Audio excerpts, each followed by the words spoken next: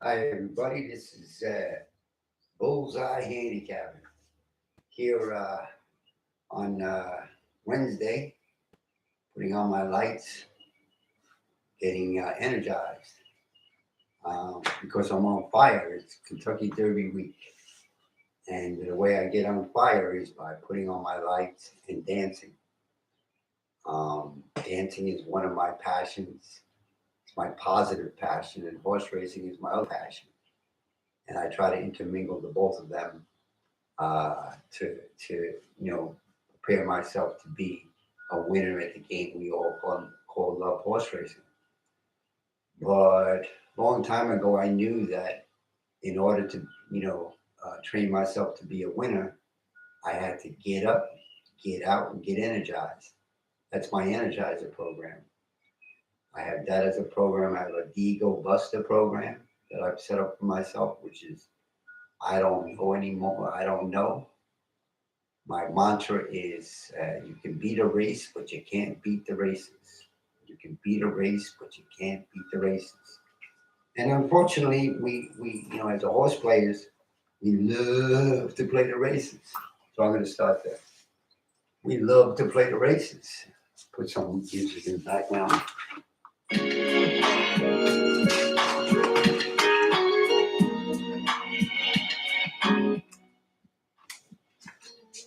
So, like I said, energizing basically puts the fire out. As soon as get ready to play and you want to get involved in your number one passion, which is horse racing, you're on fire. So to negate that fire, I dance. Also, I use it. I'm a kung fu karate guy, so I just made it a dance. I made this a dance, and I rollerblade doing it. But basically, it's to keep my mojo soft and sweet. And music is my way of distracting myself from from what I really want to do, which is play the races.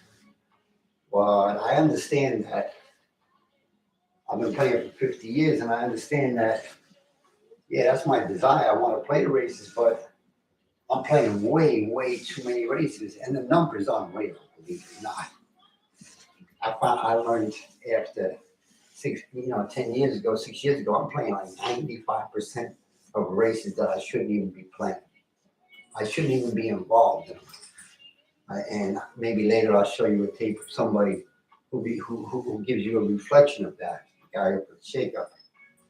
He plays a lot of races. And there's a method to his madness, and he feels that he does well, so that's all that matters. But I might use him as a reference point. But again, I believe in mofo. You have to have a mojo. And I'm an ex-driving instructor, and I know that people are insane on the road. Well, horse players are insane too. And right now, the horse player is supposed to be going 25 miles an hour, but instead he's going like 50 miles an hour. In the neighborhood, so to speak. That's where a horse player's mind is, and that's why you have to find a way to get out of the horse racing bubble and get into the world bubble. And this is activity. So right now, last year I'd be handicapping, trying to find a race at Churchill, like everybody else is doing, to build my bankroll. Right? I want to build my bankroll. So I'm going to find some races either at Churchill, Tampa Bay. Find a race there. I can find a race there. So open up the racing form. As soon as you open up the racing form, you're playing the races. Well, I'm not open. I've opened up a racing form since Saturday. And don't plan on opening up the racing form anymore the rest of this. What I find with the Derby is you get more than enough information just from the media alone. And everybody gives you everything free. So it's really good. Thoroughgraph gives the race out free. Time Form gives the race out free. So racing form is free. Everything's free. So no expenses. Old guy move. No expenses. No expenses in the vacation. No expenses in the party. I see the Kentucky Derby for the first time this year, you know, as a moment of perfection. And I get that because I'm a kung fu guy and I've been practicing moments of perfection with my art. So in my mind one night I was thinking about it. I said, Derby is a moment of perfection. No different than that NCAA game where the guy hit the 4-second shot. Moment of perfection. And I never realized how precious the Derby was until this year. And I've handicapped it the least amount. Why? I'm doing that because of the fact that it's insane. It's insane. It has nothing to do with handicapping. It has to do with just being in the right place at the right time and getting lucky and getting paid. Nothing else. You can handicap all you want, and it doesn't matter, not for the Derby. For the Derby, your goal should not be handicapping, it should be staying clear. You have to ask yourself every time you play, did I come to play or did I come to win? Did I come to gamble or did I come to make an investment? Huge question. I'm playing 50 years. I never even thought of something like that. That's why I'm sharing it. Did you come to play? Are you a stone gambler, addicted gambler? Or did you come to win? Well, the Derby is all gamble. So if you came to think that you could win at the Derby and you're putting a large part of your investment, of your capital in, that's totally insanity because you're playing the most insane race of the year. It's not a race of that magnitude. Races of that magnitude, the preps going before that. That's where you make your money, is in the preps. When Renegade didn't run against anybody. When, what is his name? Further Ado. They didn't run against anybody. Also didn't run against 20 horses. So they're the shining diamonds, right? Renegade, Further Ado, Commandment, Chief Wallaby. Right? They're the shining stars. They're the ones everybody's talking about. Well, unfortunately, as a horse player, you got to be contrarian. If that's who they're all talking about, there's no money to be made there. There's no money you can make your investment on in the most difficult race of the year with those horses. That's why I say it's more about getting lucky and getting paid. It's more about just being in the right spot at the right time. And so it's not about anything to do with all that stuff. It's about a mofo Joe. It's about being cool. It's about a lot of dancing. I dance 6 hours a day. I do this. Mainly under the tree outside. But I wanted to do a recording and do it anyway and show you a completely different way of it, being in the game. It's not about the handicap, it's about you. Did you come to win or did you come to play? If you came to win, you're not even playing today. My buddy Jacob is playing today, tomorrow, Friday, Saturday. To win those races, not the Derby. He didn't care about the Derby. Right? Me, I don't care about these races. I only play on Saturdays for prom races. This is a prom race, but this is the prom race. This is the race that produces a moment of perfection. Which is what, even not only as a horse player, But as a person, that's what we're always striving for, is a moment of perfection. What was my most adorable moment of perfection was seeing my daughter be born, watching my wife as my daughter was being born. It was unbelievable. So, and then many other moments of perfection. That's what we live for. We live for these experiences. So anybody who downgrades the experience is just a fool. It's magical. It's precious. The Derby is magical and precious and should be treated that way. You know, win or lose, the most important thing is that the experience is pleasurable. That's the most important part of it. The second most important is to try to get lucky and get paid. The third is just to say is not to spend your whole day playing today, tomorrow, Friday, Saturday. You can play up to 25 to 30 to 40 races between now and the Derby. And by the time the Derby comes, you have no interest in the Derby. That's what my man in Shakeup does. He's going to be playing 30 races before the Derby. He doesn't even care about the Derby. That's a horse player. Other people are doing the same thing because that's what they do. They play the horse. They play the races. I want more. I want more. I want more. And I was no different. But 10 years ago, I realized, man, I'm a fucking idiot. I'm a flaming idiot. I got a fat guy appetite. And I think I know, and I don't know shit. I mean, you know, put $300,000 through the window and then lose 10 for the year. What the? Come on.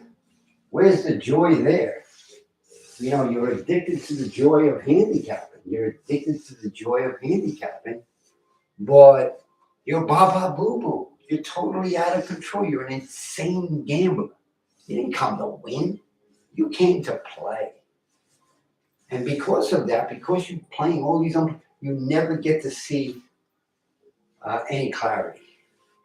And in horse racing, clarity is the key. Clarity gives you the opportunity to start to have a false sense.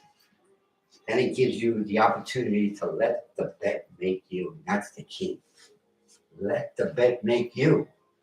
That's when you know. I mean, like when you watched Mullins make that shot in that tournament, you know, he practiced that shot thousands and thousands and thousands and thousands of times.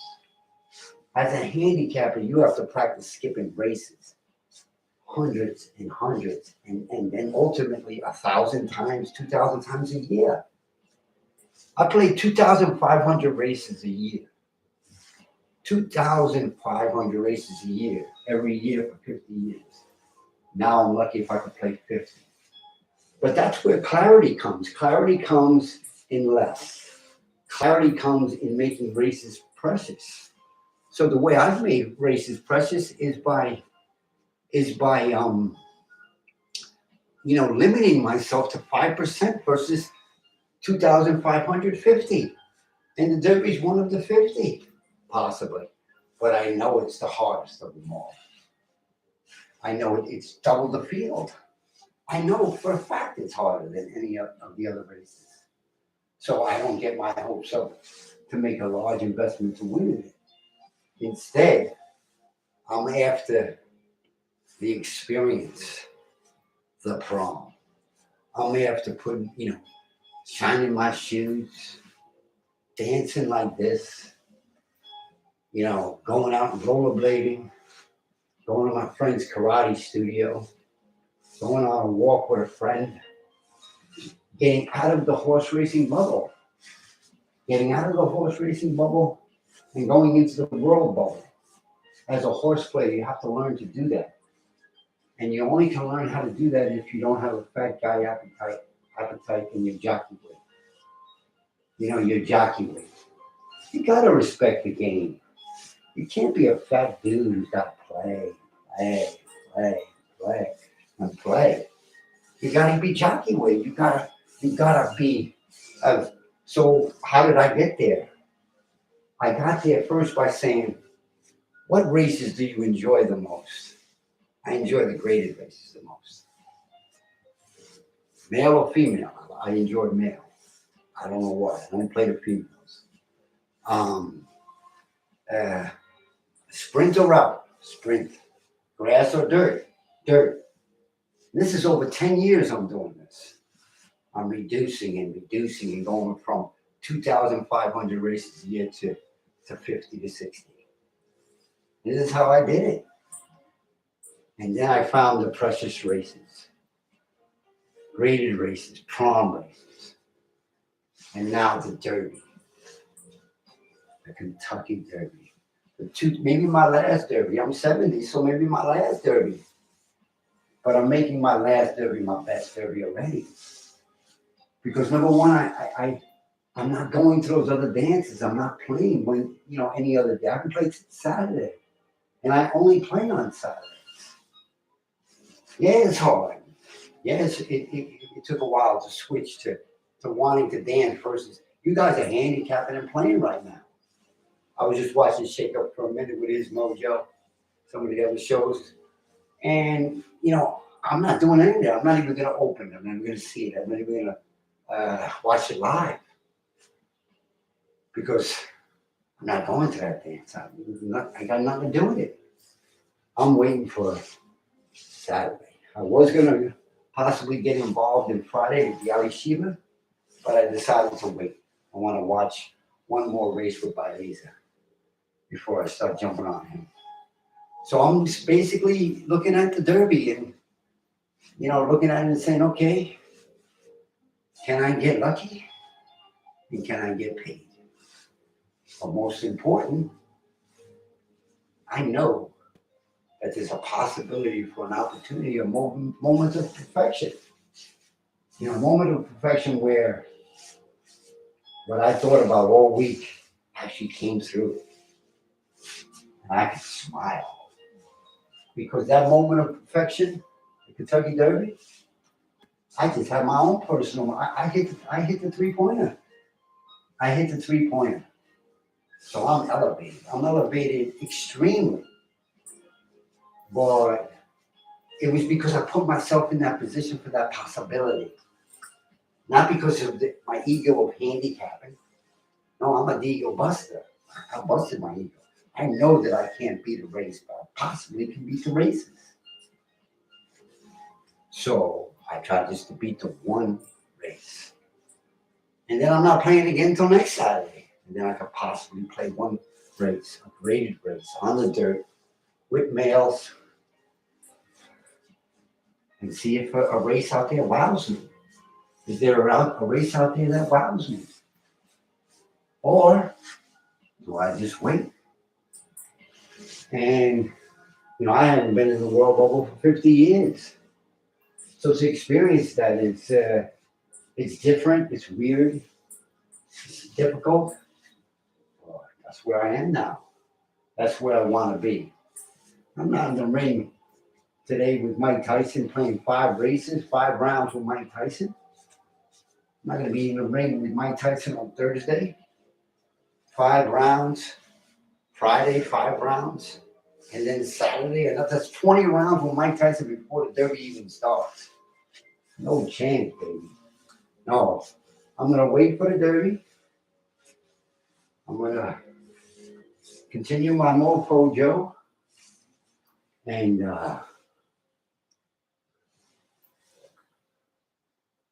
take little golden nuggets out there. You got to understand as a horse player that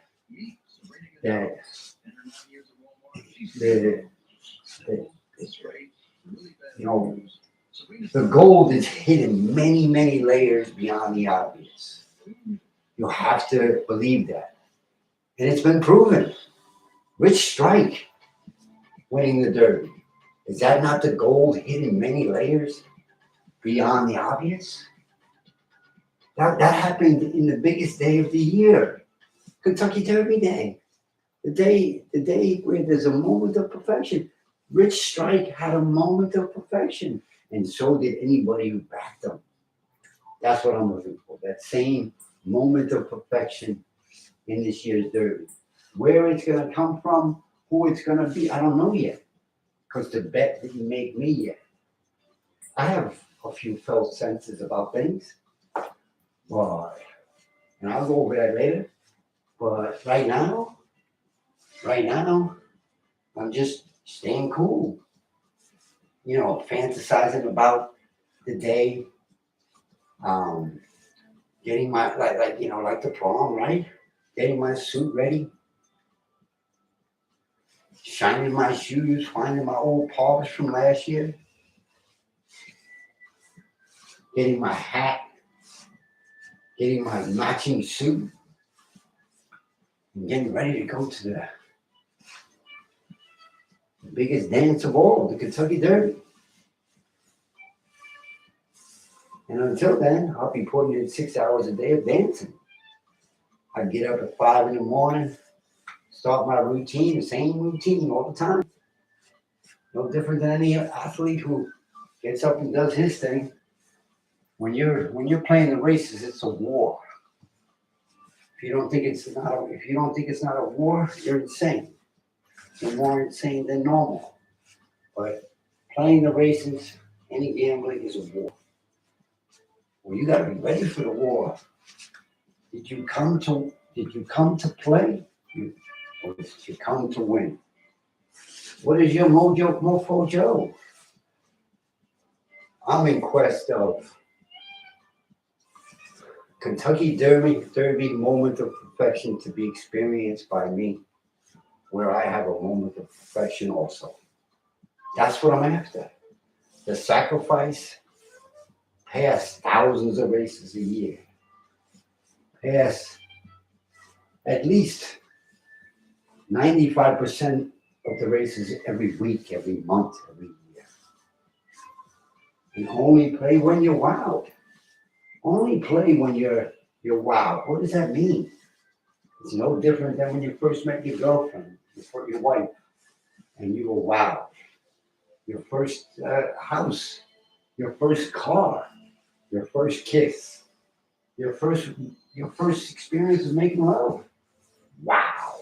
Imagine that. Your first experience of making love followed you 70 years. You thought about it, on and off.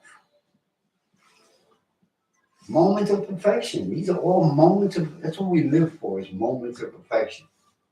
I didn't realize that because I was an insane gambler. Had no sanity, no mind. Felt like the stupidest motherfucker of all. But now I'm trying to get my mind back before I go home, before I see my man, who fortunately kissed me on my little white cheek in the back and said, I'll take care of you. And he always did. Always did. It was cute. My friend and I, another horse player, said, it's amazing how you can always find a way to play a race and you can always find money to play that race. We were laughing about that. We might never eat today, but we're going to play a race. That's horse racing insanity. So remember, you can beat a race, but you can't beat the races. So don't play all those races. Don't play all those unplayable races. You know? So this is part one. I'm going to take a break. And I'll see you a little later. Mm-hmm.